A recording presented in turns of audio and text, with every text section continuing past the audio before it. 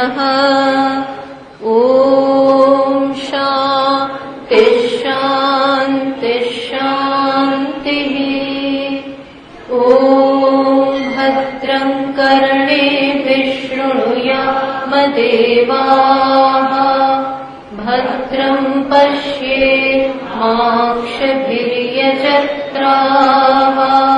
स्थिरैरङ्गैः स्तुष्टुवागुंसस्तनूभिः। व्यशेमदेवहितं यदायुः। स्वस्ति न इन्द्रो वृद्धश्रवाः। पूषा विश्ववेदाः। स्वस्ति नस्तार्क्ष्यो अरिष्टनेमिः। स्वस्ति नो बृहस्पतिर्दधातु। ॐ शान्ति शान्ति शान्तिः। श्रुतिस्मृतिपुराणानाम् आलयं करुणालयम् नमामि भगवत्पादम् शङ्करं लोकशङ्करम्। शङ्करं शङ्कराचार्यम् केशवं बादरायणम्। श्रीकृतौ वन्दे भगवन्तौ पुनः पुनः। ईश्वरो गुरुरात्मेति मूर्तिभेदविभागिने व्योमवद्व्याप्तदेहाय दक्षिणामूर्तये नमः। सर्ववेदान्तसिद्धान्त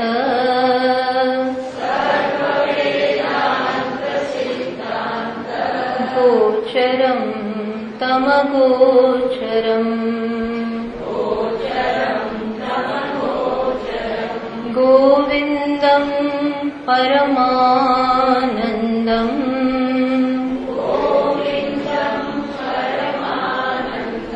सद्गुरुं प्रणतोऽस्म्यहम्।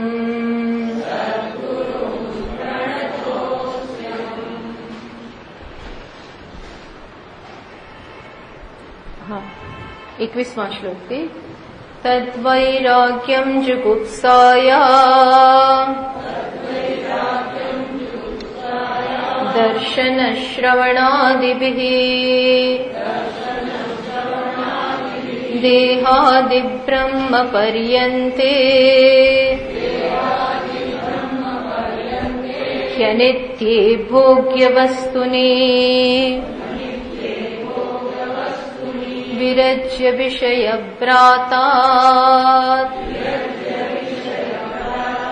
दोषदृष्ट्या मुहुर्मुहुः स्वलक्ष्ये नियतावस्था मनसः शम उच्यते। विषयेभ्यः परावर्त्य स्थापनं स्वस्वगोलके उभयेषामिन्द्रियाणाम् सदमः परिकीर्तितः। बाह्यानालम्बनं वृत्तेः एषोपरतिरुत्तमा। सहनं सर्वदुःखानाम् अप्रतीकारपूर्वकम् चिन्ताविलापरहितम् सा तितिक्षा निगद्यते। शास्त्रस्य गुरुवाक्यस्य सत्यबुद्ध्यावधारणा सा श्रद्धा कथिता सद्भिः यया वस्तुपलभ्यते. તો આપણે આ સાધન ચતુષ્ટય સંપત્તિની ચર્ચા ચાલે છે. તો છેલ્લે આપણે શ્રદ્ધા જોઈ રહ્યા હતા. શું કહ્યું? શાસ્ત્રસ્ય ગુરુવાક્યસ્ય સત્ય બુદ્ધિ અવધારણા. આ બુદ્ધિનો અવધારણા એટલે એક પ્રકારનો નિશ્ચય કરતા પણ એની એક બુદ્ધિની આવી સમજ, બુદ્ધિમાં આવી વૃત્તિ, દ્રઢ વૃત્તિ હોય કે ગુરુ જે કહી રહ્યા છે અને શાસ્ત્ર જે કહી રહ્યા છે. પહેલા શાસ્ત્રમાં જે કહેવાય છે એ, અને શાસ્ત્રના શબ્દો જ ગુરુ જે સમજાવે છે એના વિશે જે કહી રહ્યા છે એ શું છે? સત્ય. એ સત્ય છે. આ પ્રકારની બુદ્ધિની સમજ. બસ આને જ મહાપુરુષો સદ્ભિ, શ્રદ્ધા કથિતા, સદ્ભિ એટલે સત્પુરુષો જે સતમાં સ્થિત છે, સતનો જેમણે અનુભવ કર્યો છે એ શું કહે છે કે આ જ શ્રદ્ધા છે. તો ભાઈ આમાં શું છે મોટી વસ્તુ? યયા વસ્તુ ઉપલભ્યતે. આ શ્રદ્ધા હોય તો જ વસ્તુ એટલે તત્વ પ્રાપ્ત થઈ શકે, ને તો ન થઈ શકે. શ્રદ્ધા વગર આપણે કદાચ શાસ્ત્ર ભણતા હોઈએ તો પણ એ માત્ર એકેડેમિક થઈ ગયું. જેમ કોલેજમાં જઈ અને લોકો ડિગ્રી પ્રાપ્ત કરે, એ ભણે છે ખરા, પણ જ્યાં શ્રદ્ધા ના હોય અને ભણવાનું છે એ કહે છે એટલે ભણીએ છીએ. ગુરુજી કહે છે, ત્યાં જે એમના શિક્ષક હોય, પ્રોફેસર હોય, એ જે ભણાવતા હોય એ ભણતા હોય, પણ શ્રદ્ધાનો અભાવ હોય. એટલે બધા પંડિતોને આમ ઘણું આવડતું હોય છે, પણ શ્રદ્ધાનો અભાવ ન હોવાને કારણે, આ વસ્તુનો અભાવ હોય ને તો આ વસ્તુનો જે અર્થ છે, આ શબ્દોનો જે અર્થ છે એમને સ્પર્શે નહીં. એટલે એ માત્ર એકેડેમિક સ્ટડી, એકેડેમિક ભણતર જરૂર પ્રાપ્ત કરે, વર્ષોના વર્ષો એવું ભણતા હોય, પીએચડી કરતા હોય, છતાં પણ કોરા હોય, એવું બની શકે. અને જેનામાં માત્ર શ્રદ્ધા છે અને માત્ર એક વાક્ય હોય, થોડા વાક્યો જે ભણતા હોય, પણ શ્રદ્ધા હોય કે જે કહેવામાં આવે છે એ સત્ય છે અને એને અનુસાર મારે જોવું રહ્યું, આને શ્રદ્ધા કહેવાય. એ પછી ત્યાં બેઠો કોલેજમાં ભણતો હોય તો એને જ્ઞાન થાય, આ પ્રકારનું જ્ઞાન થાય. અને અહીં ગુરુ પાસે ભણતા હોય તો પણ અગત્યનું આ વસ્તુ શું છે? શ્રદ્ધા. આ શ્રદ્ધા અત્યંત અગત્યનો ગુણ છે. એ હોય. શ્રદ્ધા એટલે શું? આપણે ગયા વખતે ચર્ચા કરીએ એ પ્રમાણે કે આપણે પ્રમાણનો ઉપયોગ કરીએ. પ્રમાણ એટલે જે વસ્તુનું જ્ઞાન પ્રાપ્ત કરવા માંગતા હોઈએ એના માટેનું જે સાધન હોય, અસાધારણ જે સાધન હોય એને શું કહેવાય? પ્રમાણ. જેમ આપણે ઘણીવાર કહીએ છીએ કે આ રંગ છે, પિંક રંગ છે, એના માટેનું પ્રમાણ સાધન શું છે? આંખ, ચક્ષુ, નેત્ર એ આ રંગ માટેનું પ્રમાણ છે. શબ્દ એના માટેનું પ્રમાણ છે શ્રોત્ર. એમ જેનાથી જ જ્ઞાન પ્રાપ્ત થાય એને કહેવાય પ્રમાણ. એટલે આ તો બધી વસ્તુ બરોબર છે, ઇન્દ્રિયો વડે વિષયોનું જ્ઞાન પ્રાપ્ત થાય. એ રીતે શબ્દો, શાસ્ત્રના શબ્દો આત્મા માટે પ્રમાણ છે. જુઓ, જે રીતે નેત્ર આ રંગ માટે પ્રમાણ છે, એ રીતે શબ્દ, શાસ્ત્રના શબ્દ, કોઈ બીજાના નહીં, શાસ્ત્રના શબ્દો, શ્રુતિના વાક્યો આત્મા માટે પ્રમાણ છે. અને આત્મા માટે કઈ પ્રકારનું પ્રમાણ?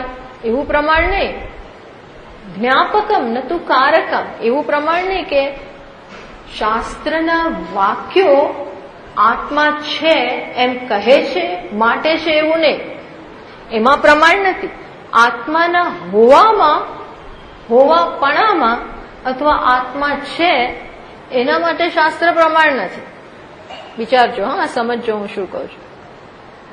આત્માના હોવામાં શાસ્ત્ર પ્રમાણ નથી, કારણ કે શાસ્ત્રની ખબર એ નહોતી. કોને શાસ્ત્ર કહેવાય ત્યારે હું તો છું જ.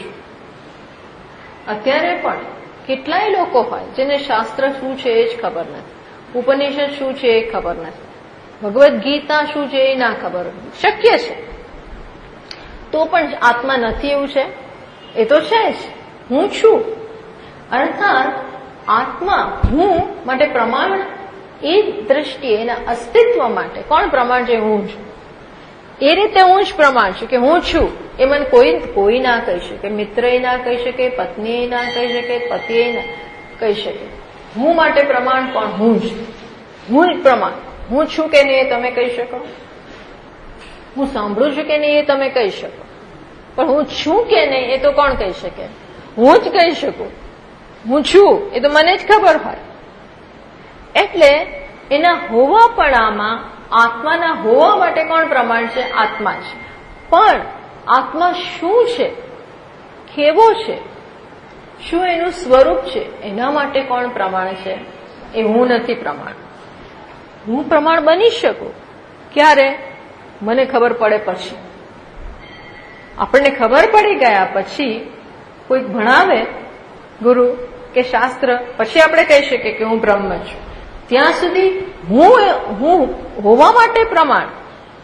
પણ અત્યારે તો હું કેવું કહે છે? હું જીવ છું, સ્ત્રી છું, પુરુષ છું, નાનો છું, દીન છું, હીન છું. અત્યારે આત્મા જ આવું બોલે છે. અત્યારે આત્મા શું બોલે છે? જીવ છું. બોલો. નાનો છું, દુઃખી છું, મને શાંતિ નથી, મને ગરમી થાય છે, મન ઠંડી લાગે છે, મારાથી સહન નથી થતું ગરમી, આવું બોલે છે. એટલે હોવા માટે વિચાર સમજજો. આ બરોબર. આત્માના હોવા માટે તો આત્મા જ પ્રમાણ છે, પણ આત્મા કેવો છે એના માટે આત્મા પ્રમાણ નથી. જ્યાં સુધી અજ્ઞાન હોય ત્યાં સુધી એ પ્રમાણ નથી. એ ક્યારે પ્રમાણ બને? જ્યારે એને ખબર પડે ત્યારે જ. શું ખબર પડે? કોકની પાસેથી ભણે આત્મા પરિપૂર્ણ છે, એક છે, આનંદ સ્વરૂપ છે. એના માટે કોણ પ્રમાણ છે? શબ્દો. કોના શબ્દો? શાસ્ત્રના. એમાંય પછી શાસ્ત્રના શબ્દો જ પ્રમાણ છે. અને શાસ્ત્ર બોલે નહીં એટલે કોણ બોલે છે? ગુરુ. શાસ્ત્ર ગુરુ શાસ્ત્ર દ્વારા બોલી રહ્યા, અથવા શાસ્ત્ર ગુરુ દ્વારા બોલી રહ્યા છે. ગુરુના મુખેથી, ગુરુના માધ્યમથી શાસ્ત્ર બોલી રહ્યા છે. એટલે કહેવાનું અત્યારે આપણો આશય એટલો છે કે પ્રમાણ જ, શબ્દ પ્રમાણ એ જ આત્મા માટે પ્રમાણ છે. કેવા પ્રમાણ? આત્માના સ્વરૂપ માટે. કેવો છે આત્મા એના માટે શાસ્ત્રના શબ્દો જ પ્રમાણ છે. હવે એ શાસ્ત્રના શબ્દો સાચા છે એવી શાસ્ત્ર પાસે જતા પહેલા આવી બુદ્ધિ કે શાસ્ત્ર જે કહે છે એ સાચું જ છે કારણ કે એ પ્રમાણ છે, આવી જે આપણી બુદ્ધિની સમજ હોય એને શું કહેવાય? શ્રદ્ધા. આને શ્રદ્ધા કહેવાય. શાસ્ત્ર પાસે જતા પહેલા, શબ્દો સાંભળતા પહેલા આ પ્રકારની બુદ્ધિની સમજ, જો હું આ ખોલું, આ જોઉં, ત્યારે મને ઓલરેડી મારી આંખ ઉપર શ્રદ્ધા છે જ કે આ જે જોવે છે બરોબર. કારણ કે હું તમને પૂછતી ને ત્યાં શું કલર છે, મેં નક્કી કરી લીધું શું કલર છે? પિંક. એ શું બતાવે છે? મારી ચક્ષુ પર શ્રદ્ધા બતાવે છે કે શ્રદ્ધાનો અભાવ બતાવે છે? જો આપણે અહીં કંઈક તકલીફ થઈ ગઈ હોય તો હું પૂછું, આ પિંક જ છે ને ભાઈ? પિંક જ છે ને? કિરણબેન શું છે? કે બેન શું છે? આ ચશ્મા ના પહેર્યો તો આપણે પૂછવું પડે ભાઈ આ શબ્દ વાંચ્યો બરોબર છે કે નહીં, કારણ કે પ્રમાણમાં અત્યારે તકલીફ છે. પણ પ્રમાણ નિર્દોષ હોય, શુદ્ધ હોય ત્યારે એને ઉપર આપણે વિશ્વાસ હોય છે, ખોલતા પહેલા વિશ્વાસ હોય છે. એટલે ઘણીવાર ઘણા લોકોને આંખનું કંઈક થઈ ગયું હોય, પછી ડોક્ટરે પાટા બાંધી દીધા, પછી થોડા દિવસ પછી ખુલવાના, આંખનું ઓપરેશન થઈ જાય પછી ખોલવાના હોય પાટા, પછી પેલો ખોલે જ નહીં. કેમ? એ દીવે છે કે દેખાશે કે નહીં, એ બી ડરતા હોય છે. નહીં દેખાય તો એટલે પેલા ડોક્ટર કે દેખાશે, તમે ખોલો ખોલો, તો પેલો ખોલે જ નહીં. આમાં કારણ કે હી ઇઝ અફ્રેડ. નહીં દેખાય તો એ ક્યારે ખોલે ખબર છે? એ પેલા ડોક્ટરના શબ્દોમાં શ્રદ્ધા મૂકીને પછી ખોલે, ત્યાં સુધી ના ખોલે. એમ પ્રમાણને વાપરતા પહેલા જે આપણામાં વિશ્વાસ હોય એને કહેવાય શ્રદ્ધા. એને શ્રદ્ધા કહેવાય. ખબર પડી? આપણે એક્સિડન્ટ થયો હોય અને ક્યારે લાકડી એને છોડીએ જ નહીં, છોડીએ જ. હવે છોડને ભાઈ, તો કે નહીં છોડું. કેમ? એકલો ના જ છોડે, પકડી રાખે. ક્યાં સુધી પકડી રાખે? એને પોતાના પગ ઉપર વિશ્વાસ ના બેસે, કે ના ચાલી શકશે એવો વિશ્વાસ ના બેસે ત્યાં સુધી આમ પકડી રાખે, લાકડી પકડી રાખે. એમ વિશ્વાસ ના હોય તો આપણે છોડીએ નહીં, કારણ કે નહીં તો પડી જઈશ. આને કહેવાય શ્રદ્ધા. કેના ઉપર શ્રદ્ધા છે? મારા પગ ઉપર શ્રદ્ધા ના જન્મે તો ફેંકી દો, ના જરૂર ફેંકો. બાળકે આપણી આંગળી પકડતો બંધ થઈ જાય. ક્યારે? જયારે એને ખબર પડી જાય ને કે હવે હું ચાલી શકું છું, તો ફટાક કરતો છોડી દે. પછી આપણે બોલાવીએ ને તો ના પકડે આપણી આંગળી, જાતે બધું જાતે કરવું હોય, અને ત્યાં સુધી આપણી પકડી રાખે આંગળે. ઘણા આળસુ હોય છે એટલે તેડવાની વાતો કરે, પણ બાકી જેવા ચાલતા થાય એવું તો નથી કે નહીં આંગળી નહીં પકડું, હવે જાતે ચાલે, રોડ ઉપર જાતે ચાલે, દોડવા માંડે. હવે એને પગ ઉપર શ્રદ્ધા આવી ગઈ છે માટે. એમ શ્રદ્ધા આવે ને તો જ થાય. એ વસ્તુ અહીં કે છે કે પ્રમાણને ઓપરેટ કરતા પહેલા, પ્રમાણનો ઉપયોગ કરતા પહેલા આપણામાં જે એક વિશ્વાસ હોય છે એને શું કહેવાય? શ્રદ્ધા. એ વિશ્વાસ ના હોય ને તો આપણે જોઈએ પણ પૂછ્યા બરોબર છે.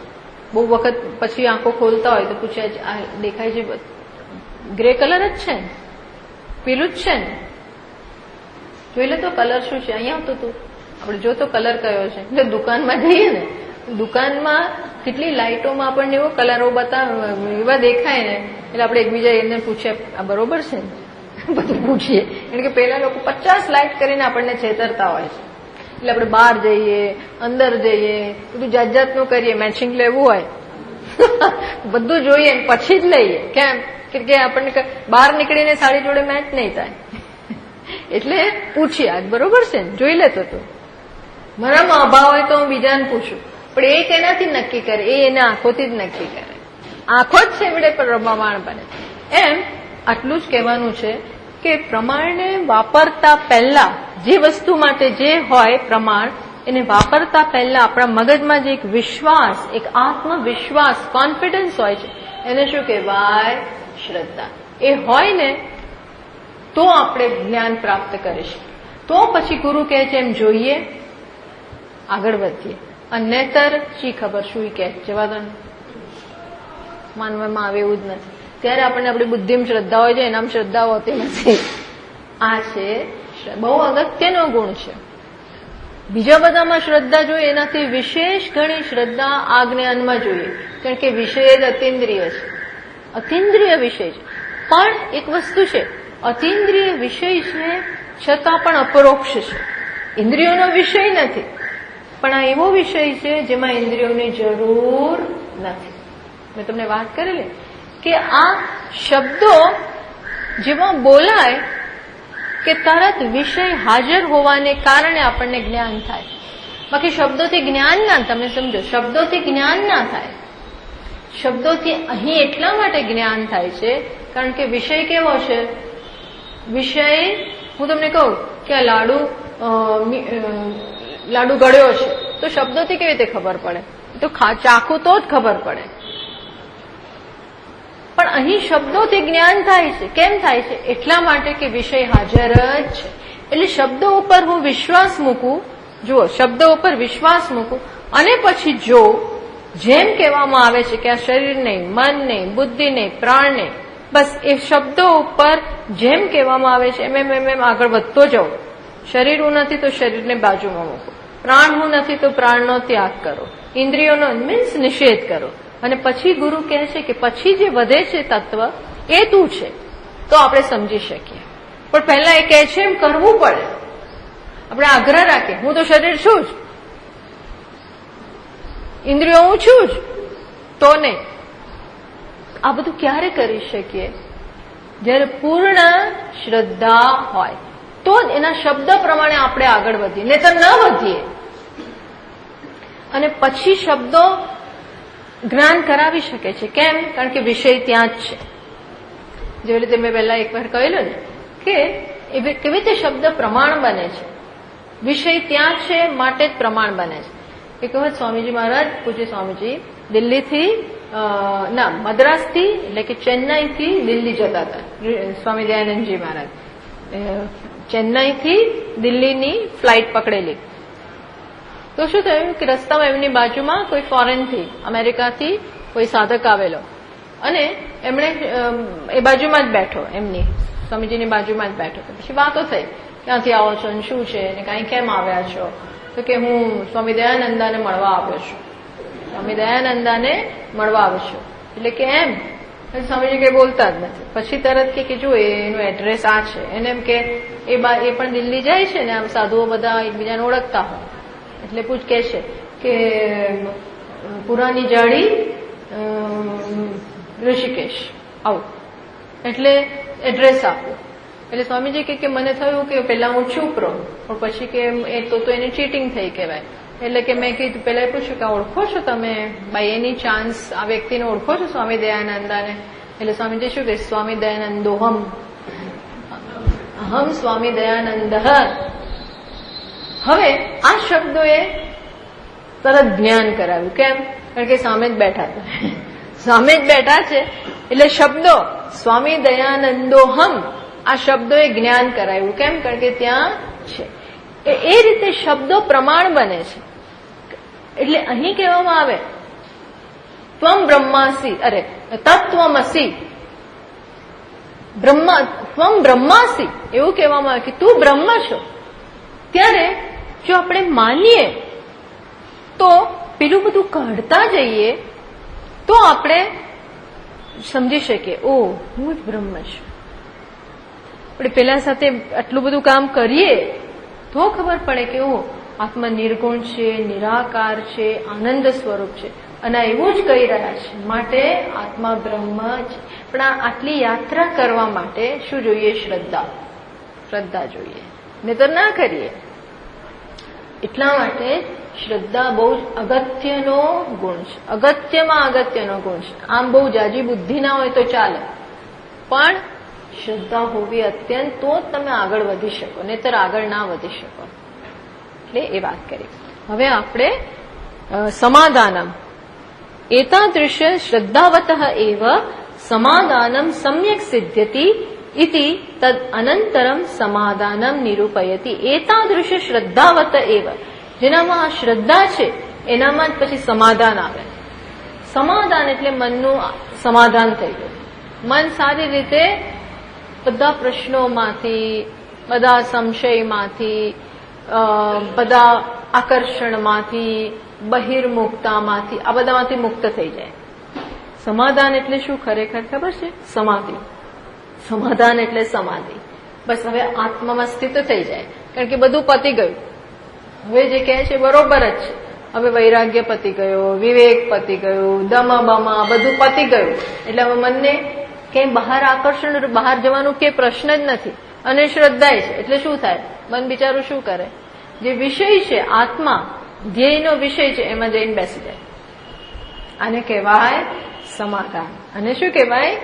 સમ્યક આદાન. સમ પ્લસ આ અને ધાન, મૂકવું, બહુ સારી રીતે મુકાઈ ગયું, એને કહેવાય સમાધાન. એટલે શ્રદ્ધા, આ બધું આગળનું હોય તો એ બધાનું ફળ શું છે? સમાધાન. એટલે કે છે 27મા શ્લોકમાં, સમ્યક સ્થાપનમ બુદ્ધેહે શુદ્ધે બ્રહ્મણિ સર્વદા તત્સમાધાનમિત્યુક્તમ ન તુ ચિત્તસ્ય લાલનમ. શું કે છે કે સમ્યક સ્થાપનમ બુદ્ધેહે. હવે જો બુદ્ધિની વાત આવી ગઈ. અત્યાર સુધી મનની વાત કરતા હતા. મનને સ્વલક્ષ્યમાં સ્થાપિત કરવું એમ કરીને મનની વાત કરતા હતા. હવે સીધો ભાષ્યકાર કોના ઉપર વાત આવી ગઈ? બુદ્ધિની વાત આવી ગઈ. હવે બુદ્ધિ કામ કરવા માટે તૈયાર થઈ ગઈ છે. એટલે કે સમ્યક સ્થાપનમ બુદ્ધેહે, બુદ્ધિને સારી રીતે મૂકવી. ક્યાં મૂકવી? શુદ્ધે બ્રહ્મણી સર્વદા. સર્વદા શુદ્ધે બ્રહ્મણી. શુદ્ધે એટલે પાછું વાત થઈ, શુદ્ધ એટલે નિર્ગુણ. હવે નિર્ગુણ બ્રહ્મની વાત કરે કે હવે બુદ્ધિ શુદ્ધ બ્રહ્મમાં એટલે કે નિર્ગુણ બ્રહ્મમાં સ્થાપિત થવા માટે તૈયાર છે સર્વદા. હા, હંમેશા. તો થોડી વાર બહાર જઈ આવે એવું નહીં, રખડી આવે, થોડા દિવસ વેકેશન લઈ લે, આવું કશું જ નહીં. હવે સર્વદા શુદ્ધે બ્રહ્મણી બુદ્ધે સમ્યક સ્થાપનમ. બુદ્ધિ હવે શુદ્ધ બ્રહ્મમાં સ્થાપિત થઈ જાય. એને શું કહેવાય? બસ કામ પતી ગયું. હવે જે કામ કરવાનું છે બુદ્ધિ લાગી પડી છે, થશે. હવે પણ એનું અહીંયા આવી ગઈ કે છે ને હવે થશે. આપણે એકવાર પહોંચી ગયા છે ને પછી થશે. પહોંચ્યા જ ના હોય તો મુશ્કેલી, પણ પહોંચી ગયા છે કે અમેરિકા પહોંચી ગયો, એને જે ગામમાં જવાનું પહોંચી ગયો, હવે ફોડશે એમ. હવે બુદ્ધિ ફોડશે પણ પહોંચી ગઈ. તત્ સમાધાનમ ઇતિ ઉક્તમ. પહોંચી ગઈ છે, હવે ક્યાંય બહાર નહીં જાય. આપણે ઘણી ગામમાં તોફાન હોય, રાયટ્સ હોય, આવું કંઈક થયું હોય ત્યારે આપણે ફોન કરીએ, પહોંચી ગયો ને ભાઈ, અહીંથી નીકળ્યો હોય, પહોંચી ગયો ને, હા બસ પહોંચી ગયો. તો વચ્ચે હોય તો પછી પહોંચે કે નહીં એ બધી તકલીફ. સ્ટેબિંગ થવા માંડ્યું, કરફ્યુ લાગી ગયો, પેલું થઈ ગયું એમ, તો તકલીફ. એમાં મન પહોંચ્યું ના હોય ત્યાં સુધી ત્યાં જઈ શકે, ત્યાં જઈ શકે, ત્યાં બધું થાય. પહોંચી ગયું પછી વાંધો, ભલે ને કરફ્યુ લાગવો એ લાગે, જે થવું એ થાય, પણ તું પહોંચી ગયો ને ભાઈ. એમ અહીં તત્ સમાધાન, બુદ્ધિ પહોંચી ગઈ. હવે કામ હજી જાણવાનું થોડું બાકી છે, આત્માનું હવે એમાં સ્થિત થવાનું છે, પણ વાંધો નહીં, હવે થશે. તત્ સમાધાનમ ઇતિ ઉક્તમ. આને સમાધાન કહેવાય. નતુ ચિત્તસ્ય લાલનમ. ચિત્તનું લાલન, ચિત્તને લાડ કરાતો હોય. લાલનમ ના અર્થ આવો થાય. ચિત્તને જ્યાં સુધી, મનને જ્યાં સુધી આપણે લાડ કરતા હોઈએ, એને જે ગમતું એ આપ્યા કરતા હોઈએ, પોસલાવ્યા કરતા હોય, રમાડ્યા કરતા હોય, એ માગે આપ્યા કરતા હોય, એને ફેરવ્યા કરતા હોય, આ બધાને શું કહેવાય? લાલનમ. એ નહીં. હવે લાલનમ નહીં, હવે સ્થાપનમ. હવે લાલનમ ગયું, એને કહેવાય સમાધાનમ. યદ્યપિ સ્વલક્ષ, જોયું ધીમે ધીમે ધીમે આગળનું હોય તો જ પાછલું સ્ટેપ આવે. આપણે પહેલા કહ્યું કે આગલું હશે તો પાછલું આવશે. નિત્ય નિત્ય વિવેક હોય તો પછી વૈરાગ્ય, વૈરાગ્ય હોય તો ક્ષમા. ટૂંકમાં આગળની વસ્તુ પાછળની ભૂમિકા તૈયાર કરતું જાય છે. એટલે કે છે યદ્યપિ સ્વલક્ષ્ય નિયત અવસ્થા રૂપ શમ અપેક્ષયા ભેદ ન લક્ષ્યતે ઈદૃશે સમાધાને તથાપિ મુહુર્મુહુ દોષ દૃષ્ટ્યા વિષયેભ્ય વિરજ્ય સ્વલક્ષ્ય નિયત અવસ્થા ઇતિ અનેન. ટૂંકમાં આગળ એમ કે શમની વાત તો તમે કરી કે સ્વલક્ષ્ય નિયત અવસ્થા મનસઃ શમ ઉચ્યતે. તમે આગળ જ કહી ગયા કે મનનું સ્વલક્ષ્યમાં સ્થાપિત થવું એને ક્ષમા કહેવાય. તો પછી હવે આમાં સમાધાનમાં અને ક્ષમામાં ફેર શું છે? પહેલામાં હવે આગળ પણ કહી ગયા કે લક્ષ્યમાં મનનું પહોંચી જવું એને કહેવાય ક્ષમા.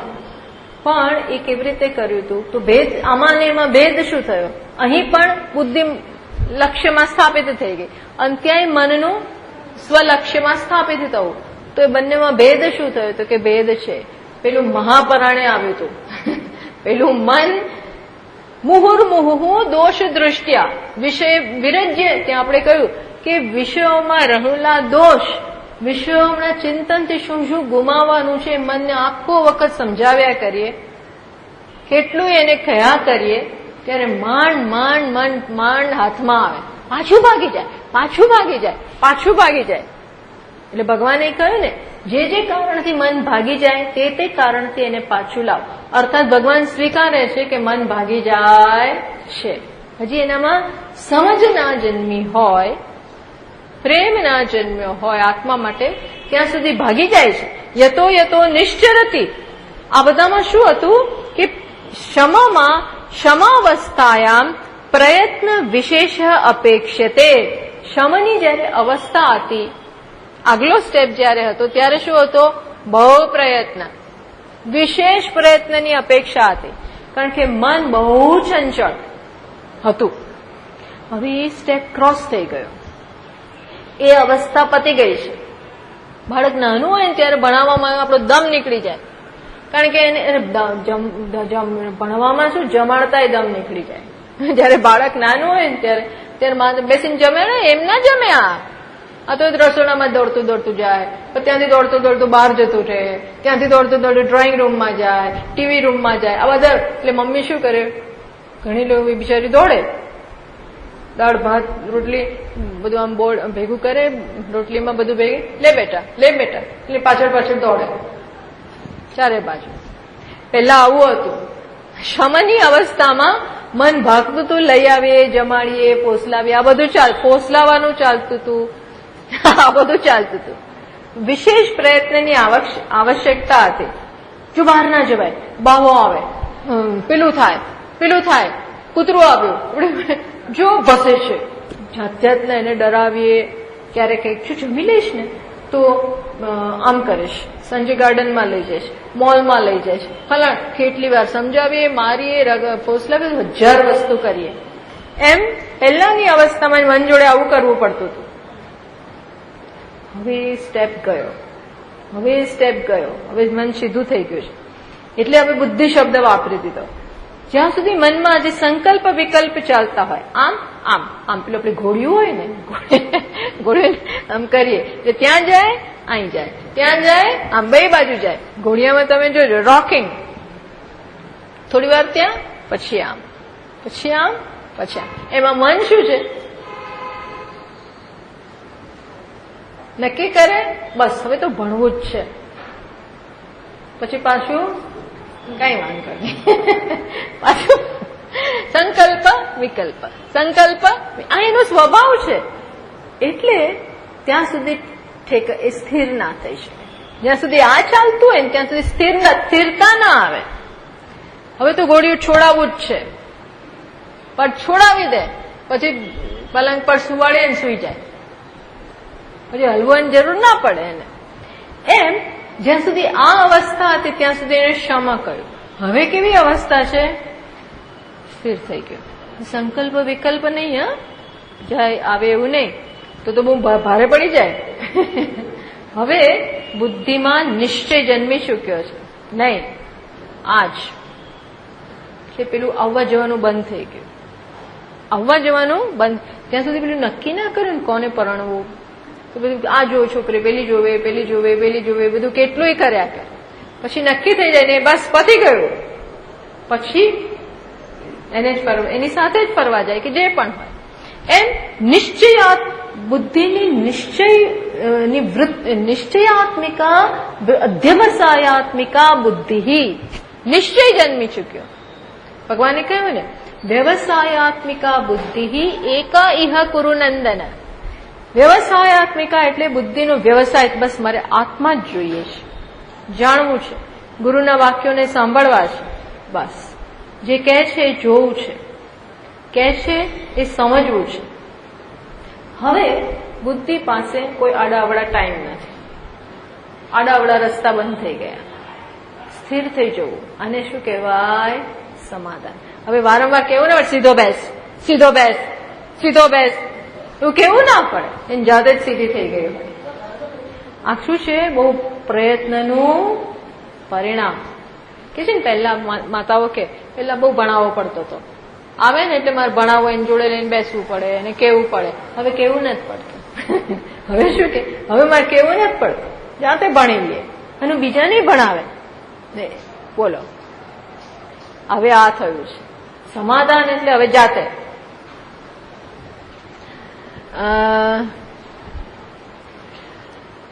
વિષય પ્રયત્ન વિશેષ અપેક્ષિતે સંકલ્પ વિકલ્પાત્મકસ્ય મનઃ સ્થિરીકરણે.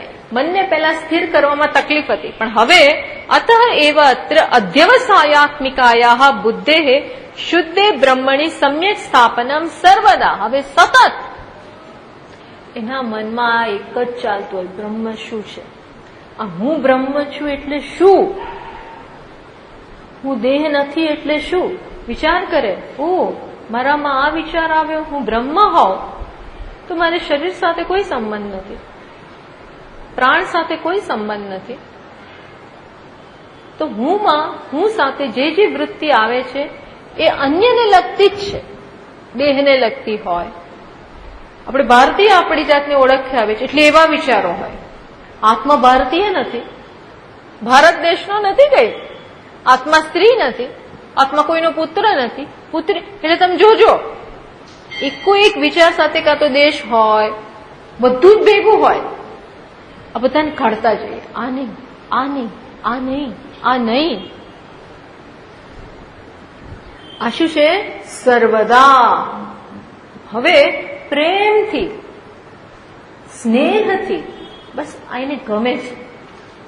સતત શુદ્ધ બ્રહ્મનો વિચાર કરે છે. સંકલ્પ વિકલ્પ વિનિર્મુક્તત્વમ અંતઃકરણસ્ય પ્રકૃતે. એટલે અંતઃકરણ હવે મન માટે સંકલ્પ વિકલ્પ જતા રહ્યા. અતઃ એવ મનઃ શબ્દમ વિહાય નિર્ણયાત્મક વૃત્તિમત બુદ્ધિ શબ્દ પ્રાયોજિત. એટલા માટે ભાષ્યકારે પહેલા શમની વ્યાખ્યા કરતા વખતે મન શબ્દનો ઉપયોગ કર્યો. હવે કયો શબ્દ ઉપયોગ કર્યો? સમ્યક સ્થાપનમ બુદ્ધેહે, બુદ્ધિ શબ્દ વાપર્યો. પછી શમ ઇતિ સાધનમ કથ્યતે સમાધાનમ તસ્ય ફલમ તસ્યૈવ પરિપાક. આ શું થયું? શમનો પરિપાક. શમની અવસ્થામાંથી પસાર થવાને કારણે ટૂંકમાં પ્રયત્નપૂર્વક મનને સમજાવ્યું, પ્રેમથી, કોઈક વાર એને પનિશમેન્ટ આપીને, બધું જાત જાતનું કરી મનને સમજાવ્યું, ફોસલાવ્યું, ઘણીવાર પનિશમેન્ટ આપી, ઘણીવાર નિર્ણયો, આ બધું કરીને આજે એનું ફળ શું મળ્યું? આજે એનું ફળ મળ્યું કે હવે બુદ્ધિ સ્થિર થઈ. આ એનું ફળ છે. શમનું ફળ શું છે? સમાધાન. હવે ફળ મળી ગયું, પરિપાક થયો. લોકે પછી સમજાવે છે, લોકે બાલકાહ વિશે. જો શું સમજાવે છે ભાષ્યકાર? લોકે બાલકાહ વિશેષતઃ રુદંતી ચેત તદિષ્ટમ દત્વા સમાદદતે જનાહ. બાળક રડતું હોય તો આપણે એને રડ્યા જ કરે. ઘણા બાળકો રોતલ હોય અથવા એને કંઈક થયું હોય, રડ્યા કરે, રડ કરે. તો આપણે પછી શું કરીએ? શું જોઈએ બેટા તને? કેરી ખાવી છે? ચોકલેટ ખાવી છે? બહાર લઈ જાઉં, રાઈડમાં રહું, કંઈક જે ગમતું એ આપી દઈએ. તદ્વત એ જ પ્રમાણે મનસઃ યથેષ્ટમ વિષય માર્ગમ સંચરણમ ન સમાધાનમ. એવી રીતે મન જે માગતું હોય એ આપતા રહીએ તો એને શું કહેવાય? સમાધાન ના કહેવાય. મન કે મારે તો અત્યારે શોપિંગ કરવા જવું, મારે ઊંઘી જવું છે. સારું ભાઈ, જા સુઈ જા. મન કે છે ભાઈ મારે તો એસી લેવું છે. સારું ભાઈ લઈ. 2-3 વાર ના પાડી પણ માને જ નહીં. લોન લઈશ, ભલે. લોન લઈને લઈશ, ભલે. સારું. જે માંગે આપતા રહીએ એને ક્ષમ કહેવાય. એ તો શું કહેવાય? એને સમાધાન નામ ના કહેવાય. આને શું છે? વિષય માર્ગમ સંચરણમ. જા ભાઈ જા. જે ઘણી વાર છે ને બાળક જા જે જોતું એ લઈ લે. કંટાળી જઈએ ને, જે કરવું એ કર. આપણને ઊંઘ આવતી હોય, ઘણી વાર આપણને ઊંઘ આવતી હોય, આપણે મહેમાન આવ્યા હોય, આપણે કંઈક લખવા બેઠા હોય, રસોઈ કરતા હોય ને ઝડપથી કરવાની હોય એટલે છોડે જ નહીં. તો જે કરવું એ કર, જા રમ, માથાકૂટ ના કરે, જા. તો આ શું થયું? આ સમાધાન નથી, આ તો લાલનમ. કોઈ વાર ગુસ્સાથી કહે જા જે કર. આ વસ્તુ અલગ છે. આને સમાધાન નથી કહેતા, આને શું કહે? લાલનમ.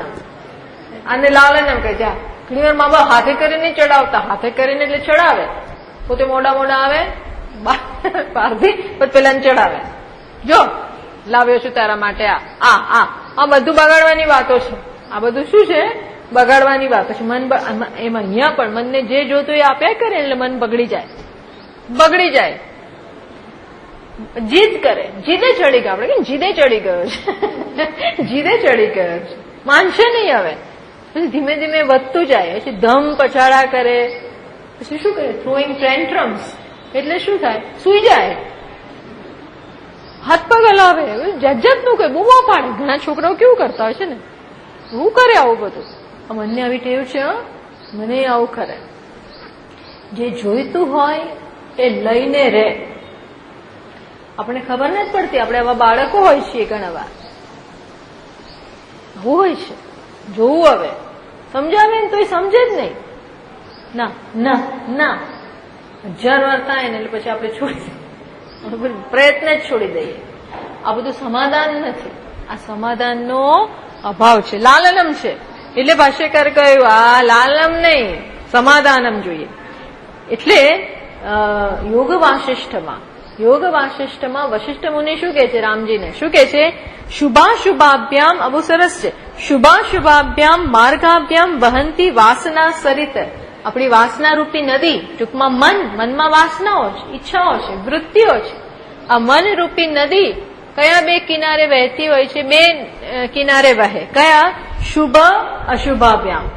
શુભ કિનારો છે, અશુભ કિનારો. મનમાં બે કિનારાઓ છે આ નદી માટે. પૌરુષ પ્રયત્નેન યોજનીયા શુભે પથી અશુભેષુ સમાવિષ્ટમ શુભેષુ અવતારયતુ. તો પ્રયત્નથી આપણે એને અશુભ માર્ગમાં નહીં જવા દેવાની. અને કયા માર્ગે લઈ જવાની? શુભ માર્ગમાં. શુભ માર્ગમાં જ એની ચેનલ પાડવાની, અશુભ માર્ગમાં નહીં. અર્થાત અશુભ માર્ગ એટલે શું? આકર્ષણ, પ્રેયસનો માર્ગ. અશુભ માર્ગ એટલે પ્રેયસ, જે પહેલા બહુ સારું લાગે, ઉપર બહુ સારું લાગે, મનને જરા મજા આવી જાય, બસ દાળવડા ખાઈ લઈએ અથવા જે પણ હોય, ચલો ફરી આવીએ, ચલો ઊંઘી જઈએ, ચલો મિત્રોને બોલાવીએ, ચલો ગપ્પા મારીએ, ચલો ઊંઘી, જે હોય આ બધા તરત સારું લાગે. એવો કંટાળો આવતો, એવો કંટાળી ગયા છે ને આ વખતે તો ગરમીમાં એવા કંટાળી ગયા, બસ કઈ થતું જ નહીં, આવું બધું ચાલે. એટલે મનને શું જોઈએ? વિરામ. ભાગી જઈએ અહીંથી.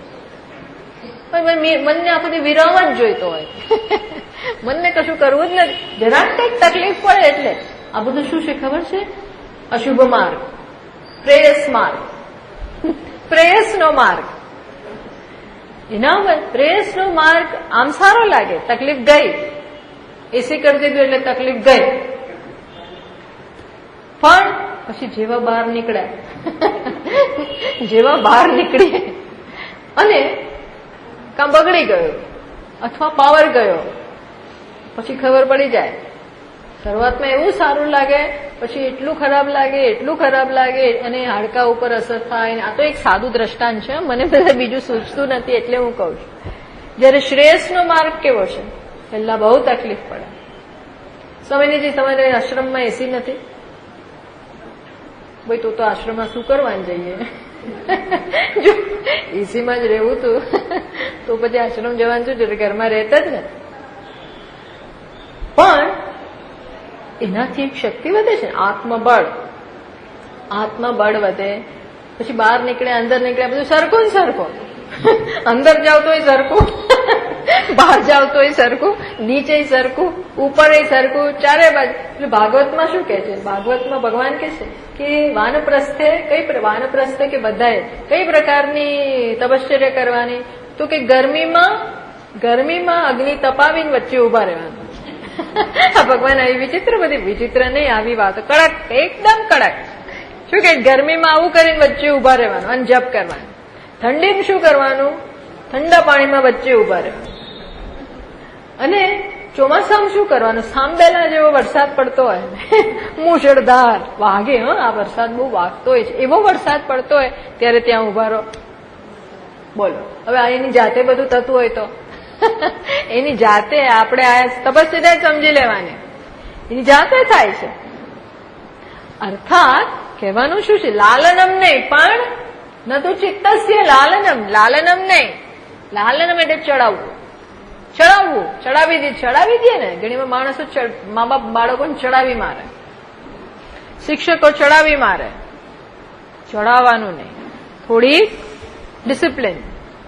ક્યારેક કરો ક્યારેક ચડાવો ખરા, પણ મોટા ભાગે હંમેશા એને થકવી નહીં નાખવાનું, આપવાનું. પણ શીખવાડતા જાઓ, ટ્રેન કરતા જાઓ. એનું ફળ શું આવે? સ્થિરીકરણ. હા, સ્વમનઃ પુરુષાર્થેન અશુભાત ચલિતમ યાતિ શુભઃ. પછી એ જ વાત, જંતોઃ ચિત્તમ તુ શિશુવત તસ્માત તચ્ચાલયેદ ભલાદ. યોગ વાસિષ્ઠમાં વાસિષ્ઠ મુનિ શું કે છે, જંતો ચિત્તમ તું શિશુવત. માણસોનું એ મનુષ્યોને જંતુ જ કે છે. યોગ વાસિષ્ઠમાં અને વિવેક ચૂડામણીમાં પહેલા શ્લોકમાં શું કીધું, જંતુ નામ નરજન્મ દુર્લભમ. જંતુ જ કે છે જીવને. એમાં પણ શું કે છે, જંતો મનુષ્યનું ચિત્ત કેવું છે, બાળક જેવું જ છે. જંતો ચિત્તમ તું બાલવત શિશુવત તસ્માત તચ્ચાલયેત બલાદ. એટલે એને બળપૂર્વક તૈયાર કરો. હંમેશા હું તમને કહું, થોડુંક નિયમનમ બહુ જરૂરી છે. જેના ઉપર કોઈક નિયમનમ કરવા વાળા હોય ને, લાકડી લઈને, બહુ નસીબદાર છે. શાસનમ તો જોઈએ. આપણે છેડે બહુ ડેમોક્રેસી આપી દઈએ ને, છૂટ જેમ. ડેમોક્રેસી માટે, લોકશાહી માટે બહુ પરિપક્વતા જોઈએ. ખાસ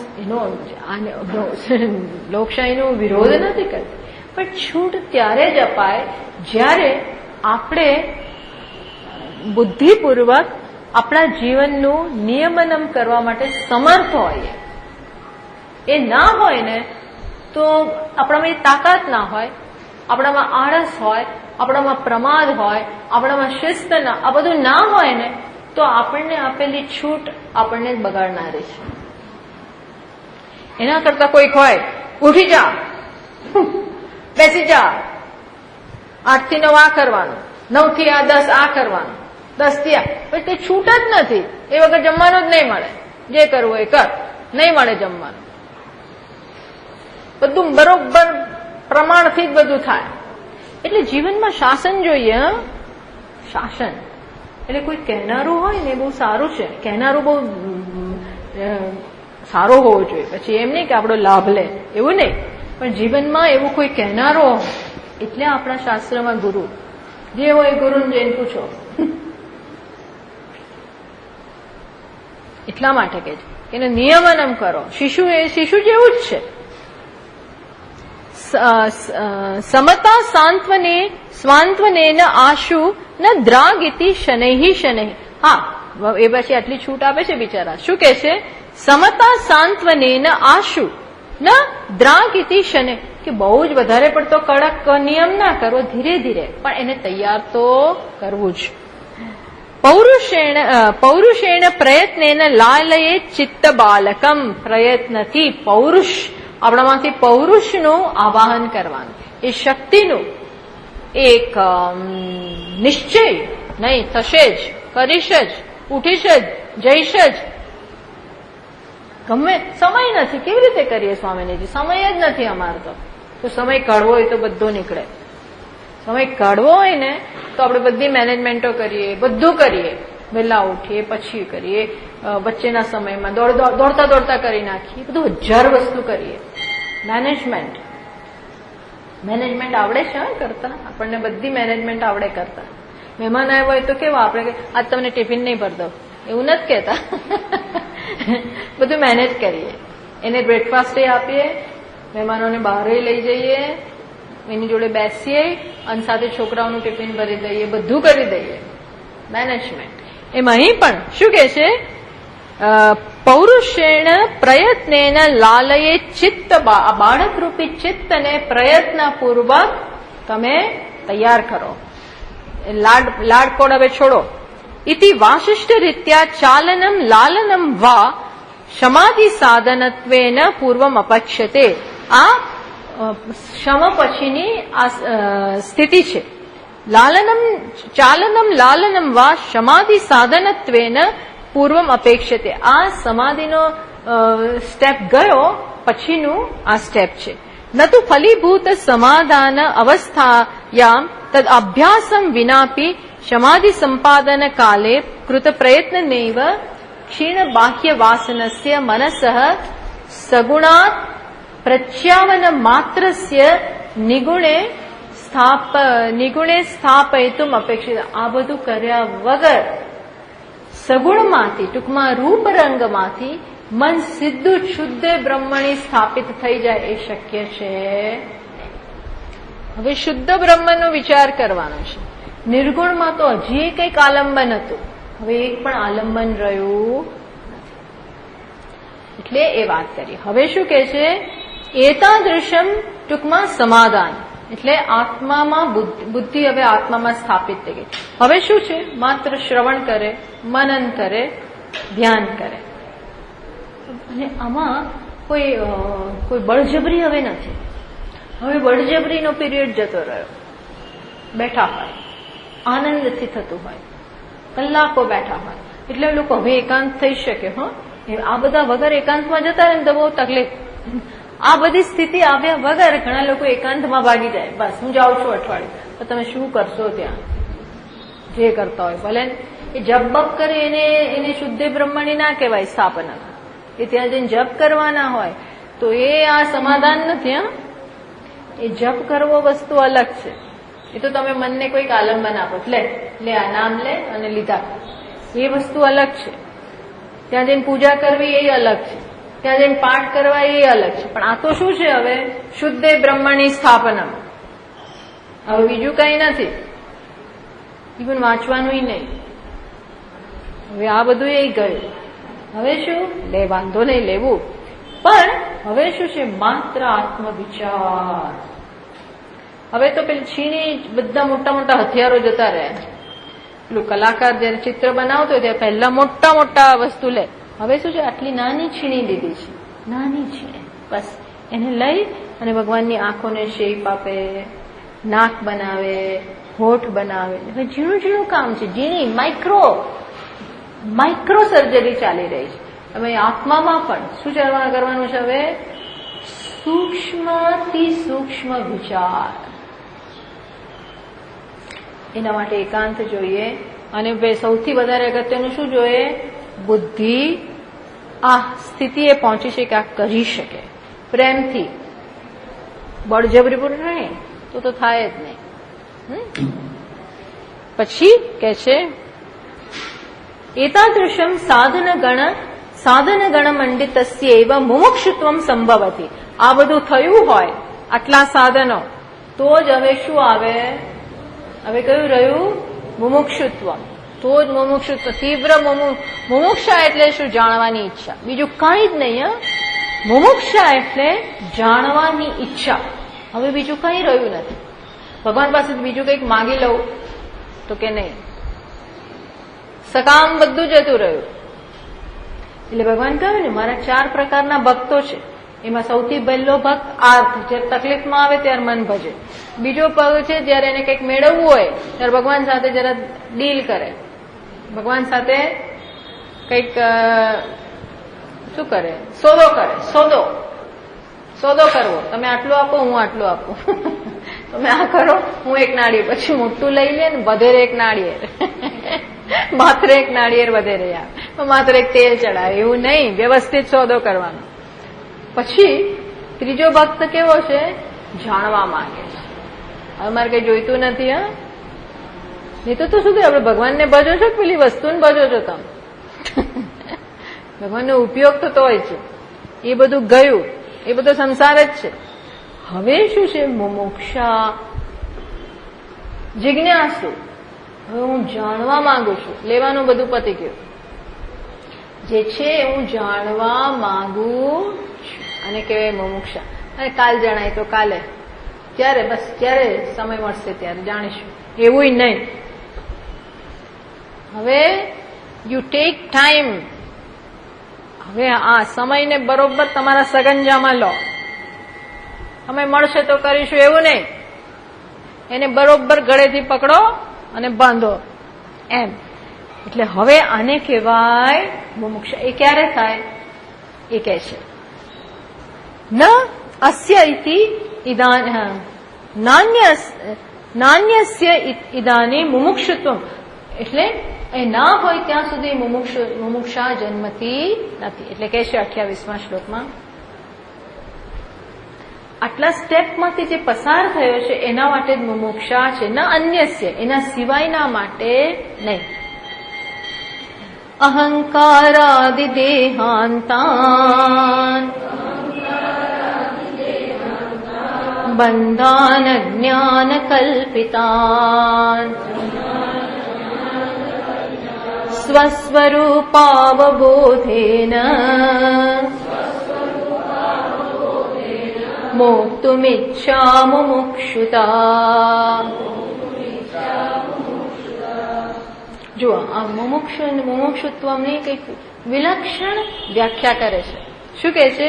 અહંકારાદિ દેહાંતાન બંધાન અજ્ઞાન કલ્પિતાન સ્વસ્વરૂપ અવબોધેન મોક્તુમિચ્છા મુમુક્ષુતા. હવે આને આટલી સમજ પડી છે કે અહંકારથી માંડીને અહંકારાદિ દેહાંતાન ત્યાંથી શરૂ કર્યું. આપણે આમથી શરૂ કરી.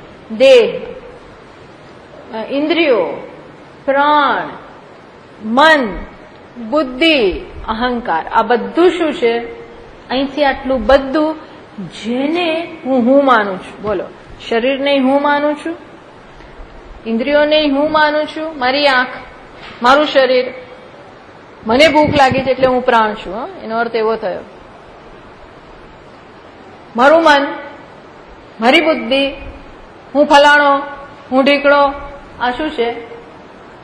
આ બધાને હું કેવું. અહંકારને હું કીધો, મનને હું કીધું, બુદ્ધિને હું કીધું, પ્રાણને હું કીધા, ઇન્દ્રિયોને હું કીધું, શરીરને હું કીધું.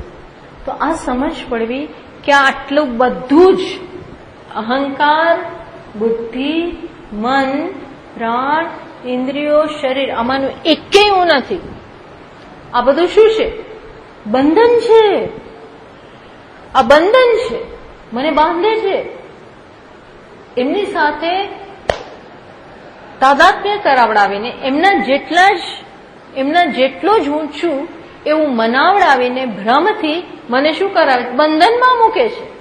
અને બંધન કઈ પ્રકારનું છે? અજ્ઞાન કલ્પિતાન, વાસ્તવિક નથી, અજ્ઞાનને કારણે જન્મેલું. આ બધા ભ્રમ કે હું દેહ છું એ શેને કારણે આવ્યો છે? ભ્રમ, ભ્રમ, ભ્રમ. અહંકાર સુધી બધું ભ્રમ જ છે, નોશન, માત્ર એક ખ્યાલ. તો હવે એને કેવી રીતે દૂર કરવાનું? સ્વસ્વરૂપ અવબોધેન. હવે મારે મારા સ્વરૂપને જાણું. આ બધાનો તો જ હું આમાંથી મુક્ત થઈ શકીશ. સ્વસ્વરૂપ અવબોધેન મોક્તુમિ છે, મારે મુક્ત થવું છે. પણ કેવી રીતે મુક્ત થવું છે? સ્વસ્વરૂપ અવબોધેન, સ્વરૂપના જ્ઞાનથી. જુઓ, આ માણસ આ સમજે છે ત્યારે મુમુક્ષા કહેવાય. એમને બૂમો પાડે કરે, મને છોડાવો, સંસારમાંથી છોડાવો. અરે ભાઈ કે તો તને ખબર છે એને સંસાર કહેવાય? છોડાવો મને. બસ હવે કહેવાની ટેવ જ પડી ગઈ, સંસારમાં પડેલા છે, સંસારમાંથી છોડાવો. પણ સંસાર એટલે શું? તું સંસારમાં પડેલો છું એવું માને છે, એક સંસાર છે. તારી જાતને દેહ માને છે, એક સંસાર છે. એટલે આ સમજ પડી કે સ્વસ્વરૂપ અવબોધેન મોક્તુમિચ્છા, સ્વરૂપના જ્ઞાનથી હું મુક્ત થવા ઈચ્છું છું. કારણ કે સ્વરૂપના જ્ઞાનના અભાવમાં જ શું છે? બંધન. સ્વરૂપના જ્ઞાનના અભાવમાં જ બંધન છે. અને સ્વરૂપનું જ્ઞાન થશે, હું મારી જાતને સ્ત્રી કહું છું, એ જ બંધન છે. કારણ કે એ સ્વરૂપ એ નથી. આટલી સમજ એને પડી છે. એટલે હવે એની શું ઈચ્છા છે કે સ્વરૂપનું જ્ઞાન થશે તો જ હું આત્માને જાણી શકીશ. અને આ એની ઈચ્છા, એને શું કહેવાય? મુમુક્ષા. આ મુમુક્ષા છે. એમને બૂમો પાડવી, બસ છોડાવો, એમ નહીં. આ તો સ્પષ્ટ થયું કે કોને કારણે બંધન અને કોને કારણે મુક્તિ. મુક્તિ એટલે શું અને બંધન એટલે શું એ સ્પષ્ટ થવું જોઈએ. છોડાવો, પણ ક્યાંથી છોડાવું ભાઈ? એ તો કે. અને મુક્તિ કોને કહેવાય એ તો તને સમજ હોવી જોઈએ ને. બંધનની ખબર નથી હોતી. બંધન કોને કહેવાય ને એ ખબર નથી હોતી.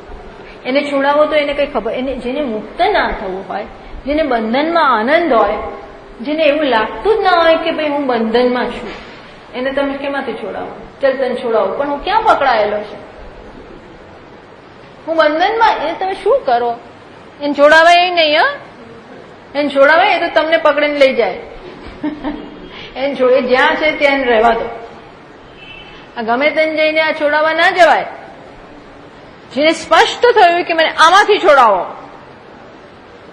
આટલું સ્પષ્ટ હોવું જોઈએ. એટલે બંધન શું છે એ ખબર હોવી જોઈએ, તો જ મુક્તિની કિંમત હોય અને તો જ એના માટે પ્રયત્ન થાય.